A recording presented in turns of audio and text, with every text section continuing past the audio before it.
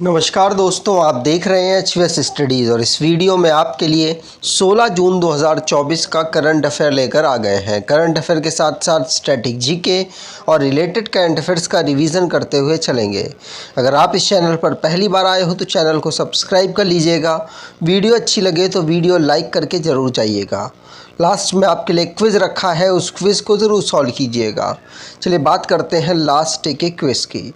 Last day आपसे question पूछा गया था, who took oath as the chief minister of Odisha. Odisha के मुख्यमंत्री के रूप में किसने शपथ ली? तो आप सभी का आंसर था मोहन चरण मांझी, और मोहन चरण मांझी ही सही आंसर है। आज के पहले क्वेश्चन की बात करें। पहला क्वेश्चन है, India and which country started the joint maritime exercise JIMEX in June 2024। तो भारत और किस देश ने जून 2024 में संयुक्त समुद्री अभ्यास जिमेक्स शुरू किया है? ये भारत और जापान के बीच में जापान में ही ऑर्गेनाइज कराया गया है। जापान में भी योकोसुका में इसे ऑर्गेनाइज कराया गया और जून के महीने में इसे ऑर्गेनाइज कराया गया है। इसे सबसे पहली बार 2012 में स्टार्ट किया गया था भारत और जापान के बीच में। भारत की नेवी की तरफ से आईएनएस शिवालिक ने इसमें पार्टिसिपेट किया है। अगर भारत के इंडियन चीफ की बात करें तो दिनेश कुमार त्रिपाठी भारतीय इंडियन नेवी के चीफ हैं। अब डिफेंस से रिलेटेड जो क्वेश्चंस बने हैं उनको रिवाइज करते हैं। पहला क्वेश्चन पढ़ लिया। दूसरा, इंडियन नेवी ने रिमपैक्ट 2024 नाम की नेवल एक्सरसाइज उसमें अमेरिका में जाकर पार्टिसिपेट किया है। डीआरडीओ के द्वारा रुद्र M2 जो कि एयर टू सरफेस मिसाइल है, इसको फाइटर एयरक्राफ्ट Su-30 MKI के माध्यम से सक्सेसफुली टेस्ट फायर किया गया। 12th नंबर का जॉइंट वर्किंग ग्रुप इंडिया और मंगोलिया की डिफेंस मिनिस्टर के बीच में उलन बटार में ऑर्गेनाइज कराई गई। 7th नंबर का इंडिया और फ्रांस के बीच में शक्ति नाम की एक्सरसाइज उमरोई मेघालय में ऑर्गेनाइज कराई गई। एयर मार्शल नागेश कपूर, इनको AOC इन सी ट्रेनिंग कमांड इंडियन एयरफोर्स में बनाया गया। डीआरडीओ के द्वारा indigenously developed man portable anti tank guided missile का सक्सेसफुली टेस्ट इंडियन आर्मी ने किया है। गगन शक्ति जो कि लार्जेस्ट एयर मिलिट्री एक्सरसाइज है, इसको अप्रैल 2024 में ऑर्गेनाइज कराया गया। आगे बात करें। अगला question, the central government appointed Ajit Doval as the national security adviser for which term did he assume his position. तो केंद्र सरकार ने अजीत डोवाल को राष्ट्रीय सुरक्षा सलाहकार नियुक्त किया। उन्होंने ये पद कितने साल के लिए कितने कार्यकाल के लिए संभाला है?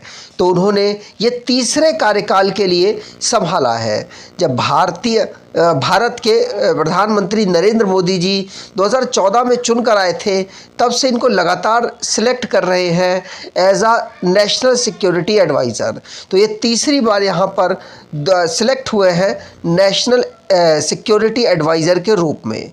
अगर इनकी बात करें तो इन्होंने आईबी में भी काम किया है। ये एक आईपीएस ऑफिसर रहे हैं और आईबी को इन्होंने 1972 में ज्वाइन किया था। इनको कीर्ति चक्र 1988 में प्राप्त हो चुका है। और इनकी बात करें तो आर्म फोर्स के जो बहादुरी के कई मेडल्स इनको प्राप्त हुए हैं। ये यंगेस्ट ऑफिसर रहे हैं जो कि इंडियन पुलिस मेडल जिनको प्राप्त हुआ है। आगे बात करें तो अपॉइंटमेंट से रिलेटेड जो क्वेश्चंस बने हैं उनको रिवाइज करते हैं। पहला क्वेश्चन पढ़ लिया। दूसरा, यूनाइटेड नेशन जनरल असेंबली जो कि जिन्होंने कैमरून के जो फॉर्मर प्राइम मिनिस्टर थे उनको प्रेसिडेंट के रूप में नियुक्त कर लिया। शेख सबाह अल खालिद अल हमाद अल सबाह, जिनको नया क्राउन प्रिंस कुवैत का नियुक्त किया गया। कमल किशोर सोन को डीजी एडिशनल चार्ज दिया गया है एम्प्लॉयज़ स्टेट इंश्योरेंस कॉरपोरेशन में। विजय भारती सयानी, जिनको एक्टिंग चेयरपर्सन नियुक्त किया गया है नेशनल ह्यूमन राइट कमीशन में। गीतानास नौसेदा, इनको प्रेसिडेंट लिथुआनिया का दूसरी बार सिलेक्ट किया गया। अगर आप कोई ई बुक परचेज़ करना चाहते हैं तो डिस्क्रिप्शन बॉक्स में लिंक है, वहाँ से ई बुक परचेज़ कर सकते हैं। अगला question, who took oath as the chief minister of Arunachal Pradesh? तो अरुणाचल प्रदेश के मुख्यमंत्री के रूप में किसने शपथ ली? आंसर होगा इनका नाम है पेमा खांडू। अरुणाचल प्रदेश 3 देशों के साथ सीमा बनाता है। भारत का वो राज्य है जिसके चीफ मिनिस्टर तीसरी बार बने हैं पेमा खांडू। ध्यान रखिएगा, ओथ सेरेमनी जो अरुणाचल प्रदेश की कैपिटल है ईटानगर में कराई गई और जो गवर्नर कैवल्य त्रिविक्रम पटनायक के द्वारा जो चीफ मिनिस्टर है उनको शपथ और साथ साथ उनके साथ डिप्टी चीफ मिनिस्टर को भी शपथ और दूसरे मिनिस्टर्स को शपथ दिलाई गई। 2016 में, 2019 में और 2024 में ये तीसरी बार चीफ मिनिस्टर के रूप में शपथ ले रहे हैं। अरुणाचल प्रदेश में टोटल सीटें होती हैं 60, जहां पर 46 सीटें बीजेपी ने जीत ली हैं। आगे बात करें, Which neighbor country of India sought help from India to set up Jan Aushadhi केंद्र? तो भारत के किस पड़ोसी देश ने जन औषधि केंद्र स्थापित करने के लिए भारत से मदद मांगी है?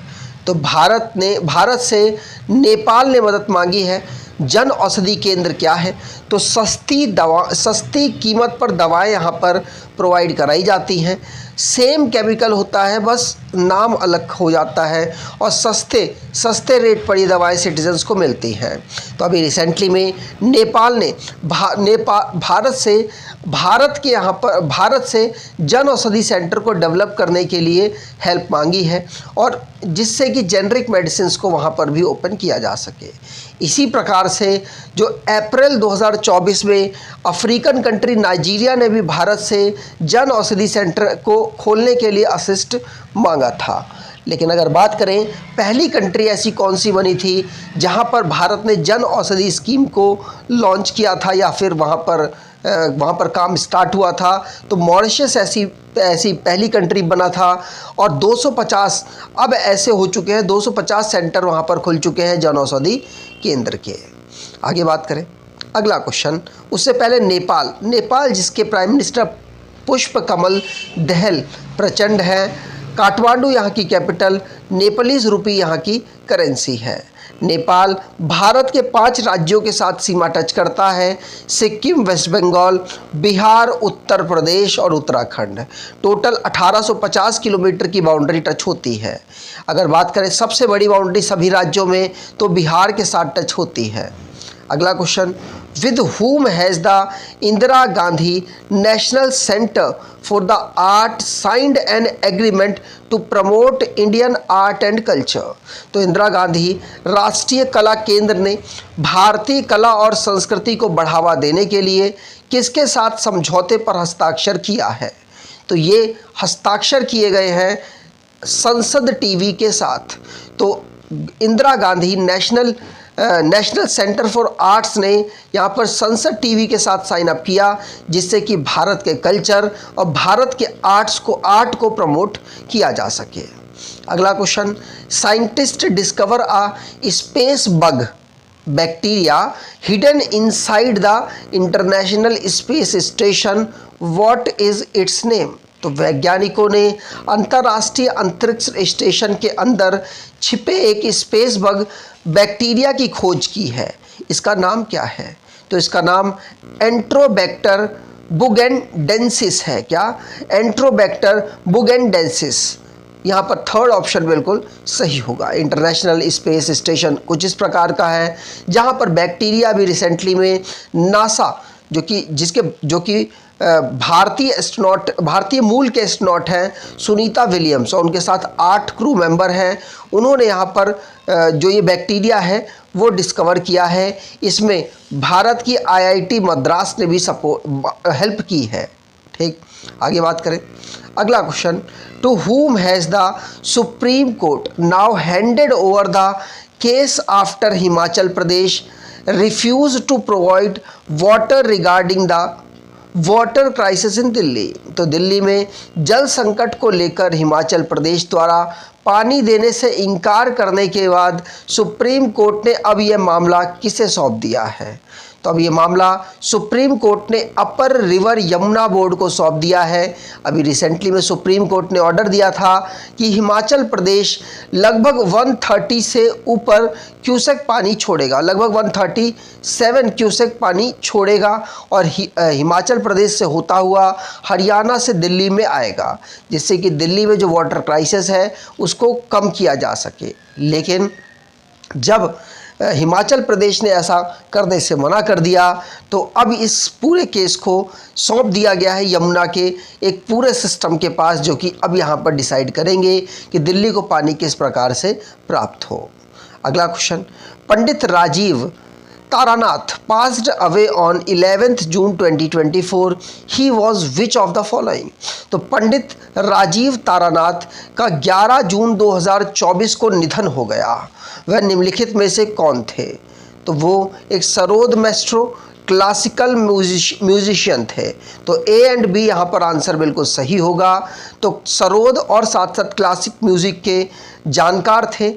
अभी राजीव तारानाथ जो कि 11 जून 2024 को इनका मैसूर में निधन हो गया 92 साल की उम्र में। इनकी बात करें तो इनको 2019 में पद्मश्री, संगीत नाटक अकेडमी 2000 में, 1996 में इनको राज्योत्सव अवार्ड कर्नाटका का और चौडिया मेमोरियल अवार्ड इनको 1998 में मिला। साथ साथ म्यूज़िक स्कॉलर इनको 2018 में और 2019 में ही इनको नाद ओझा अवार्ड प्राप्त हुआ था। अगला question, NASA is collaborating with which IIT in India to research multi drug resistance pathogens. तो नासा भारत में बहुऔषधि प्रतिरोधी रोगजनकों पर अनुसंधान करने के लिए किस IIT के साथ सहयोग कर रहा है? तो नासा यहाँ पर IIT मद्रास के साथ कोलैब करके काम कर रहा है, जिससे कि मल्टी ड्रग रेजिस्टेंट पैथोजेंस को डेवलप किया जा सके और इंटरनेशनल स्पेस स्टेशन में जो जाने वाले हमारे एस्ट्रोनॉट्स हैं उनको किसी भी बैक्टीरिया के अटैक से बचाया जा सके।